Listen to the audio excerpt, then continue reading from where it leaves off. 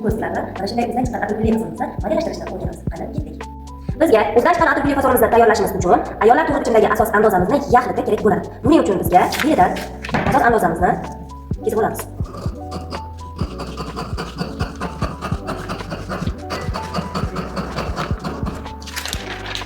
Bizga gana pasta qismi kerak. Belgi ichkalarimizni yopib, ochib, ko'krak markazigacha kesib olamiz.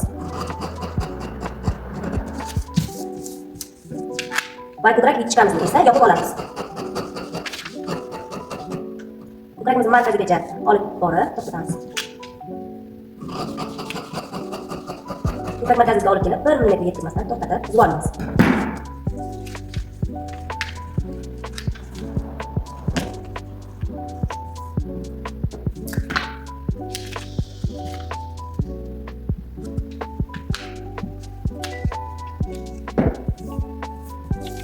Bu tomonni ham yopib olamiz.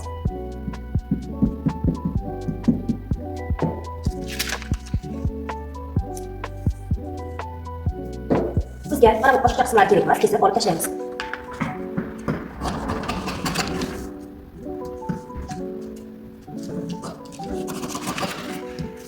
Yetkazamiz, boshqa qismlarni korreksiya qilib tashlaymiz. Yana tekislar kesib olamiz.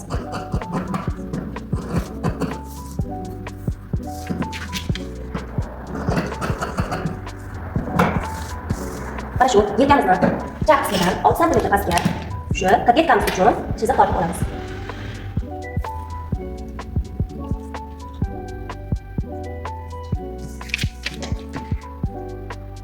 Mana shu yerga shunday holatda to'g'ri chiziq chizib koketkamizni ajratib olamiz. Bag'rini 3 ga bo'lib olamiz. Mana shu 3 ga bo'lgan qismimizni birinchi belgilagan nuqtamizni bu ko'kragimiz uchiga olib kelamiz. Ikkinchi belgilagan nuqtamizni esa chap ko'kragimizni uchiga olib kelamiz. Va mana shu koketkamizni mana shunday ajratib olamiz. Va mana shu chiziqdan tepa tomonidan ko'krak markazimizga kesib olib kelamiz.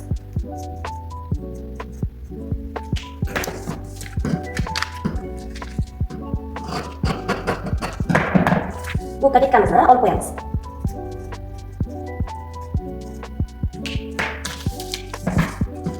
Va mana shunday holatda ko'krak markaziga kesib olamiz. Uzib olamiz.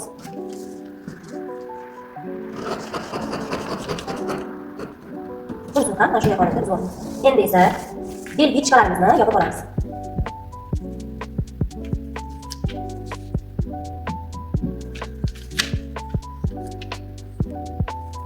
Bu tomonni ham yopib olamiz.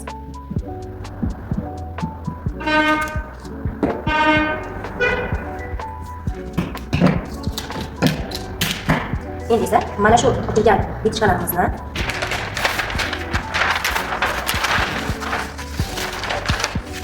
tagiga qog'oz qo'yib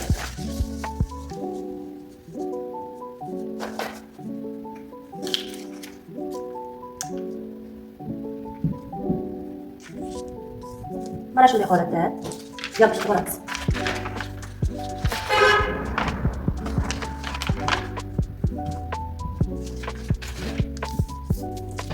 Bunu ham yopishtirib olamiz.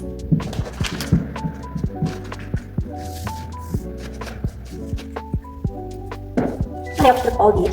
Endi esa mana shu markazimizdan yuqoriga 30 cm, bunisidan esa yuqoriga 30 cm ni chizib olamiz.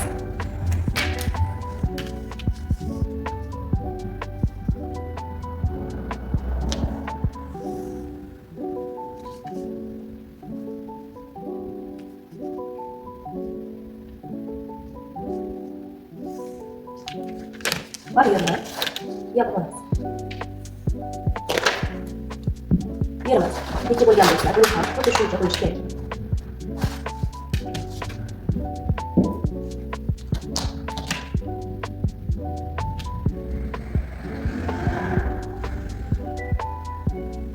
Bu santimetrni kesib olamiz.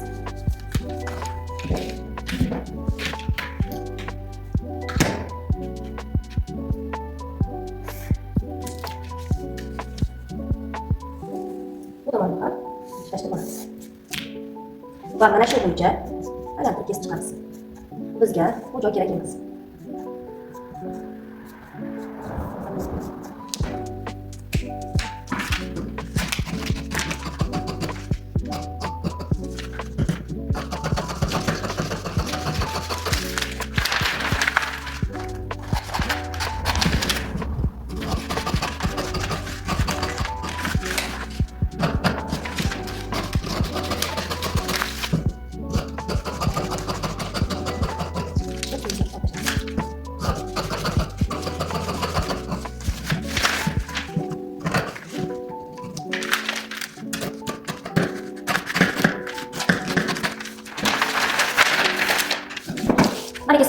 Endi esa mana shunday holatda aytamiz, mana shunday holatda o'rtasidan bitmas.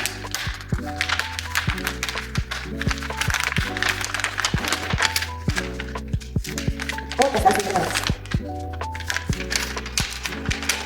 Bu bir ishlar uchun teng kelish kerak. Bu uchun esa atirimiz ichidan dumaroq qilib chiqib, mana shunday qilib olib tashlasak, chiroyli chiqadi. Endi esa yo'qmiz. O'zi bu atirimizni yopganimizda ko'krak hisobiga chiqadi. Mana shunday holatda teng kelish kerak. Bu tomonimiz uchun ham mana shunday holatda murabbiy kesishimiz.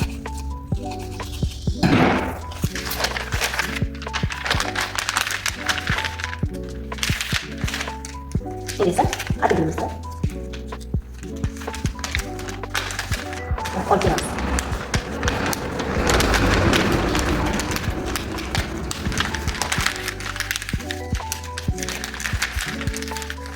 Atirimizni olib kelganimizdan so'ng mana shu plikamizning ular joyimizni 1 santimetrdan kesib qo'yamiz.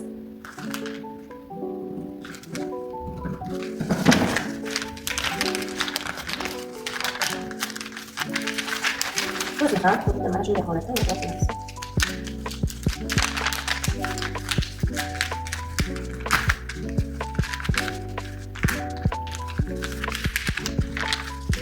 Bu tomonini ham 1 santimetrdan kesib qo'yamiz.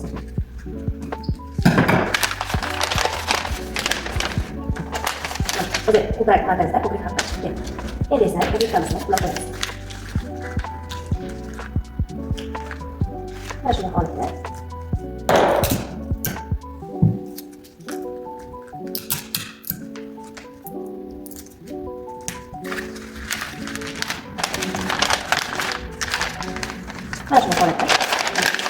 faslimizni asosiy tarkib.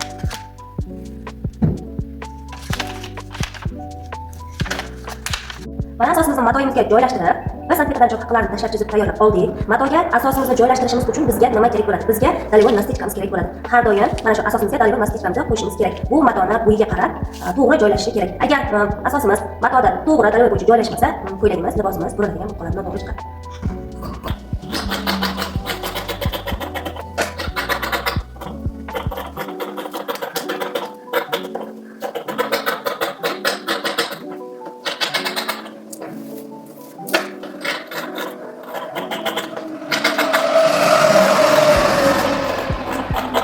Men bo'yniga 1 santimetr chok haqi tashlamadim, chunki uni bo'yini standart razmerda. Shuning uchun o'zi kichkina. Sizlar esa tashlashingiz kerak 1 santimetr chok haqi.